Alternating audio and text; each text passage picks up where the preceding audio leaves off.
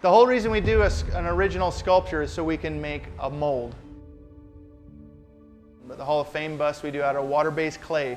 Once that's finished, we take it into the mold room and we paint several layers of silicone rubber on the sculpture. So we build up several layers. We put on what's called a seam line, which is where the mold will separate and split apart eventually. And then we put plaster on top of all that silicone. That plaster is called the mother mold.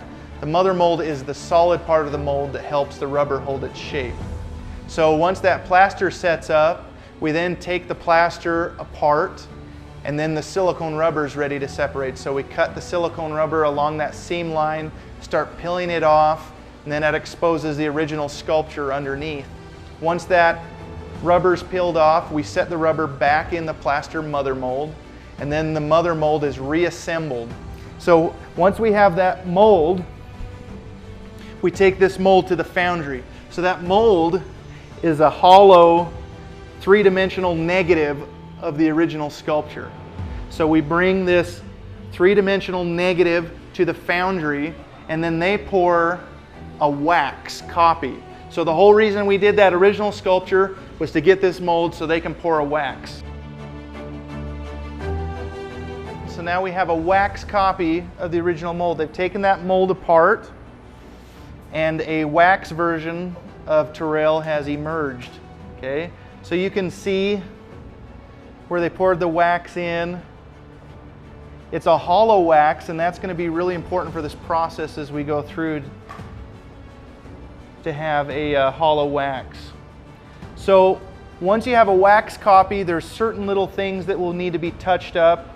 The people that work in here will do the touch up on the wax, and they'll also add what's called sprues. And the sprues are connected to the bottom of the piece, and those sprues are going to act as a channel for the bronze to flow throughout the entire piece. And so that wax has been dipped in the slurry, that ceramic shell has been placed around the wax. So now it's prepared and ready to melt the wax out. That's why it's called lost wax casting. So I have Terrell's head here. It has the ceramic shell. The wax used to be inside this shell, but as you can see, it's been melted out. So everything that used to be wax has now been melted out the bottom of this shell.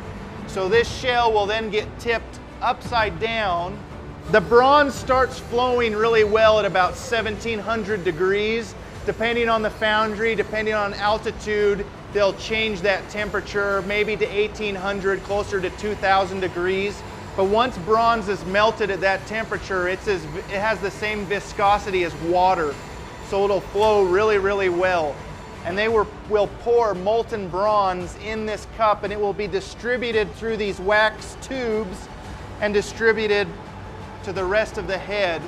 But it gets every detail. If I had fingerprints on the clay, they will show up in bronze. And then that bronze will cool, and they'll break this shell off, and then you'll have an exact copy in bronze from that wax of Terrell's head for the Hall of Fame. And every head's done the same way. He's a special guy, but he gets cast the exact same way everybody else does and has for thousands of years.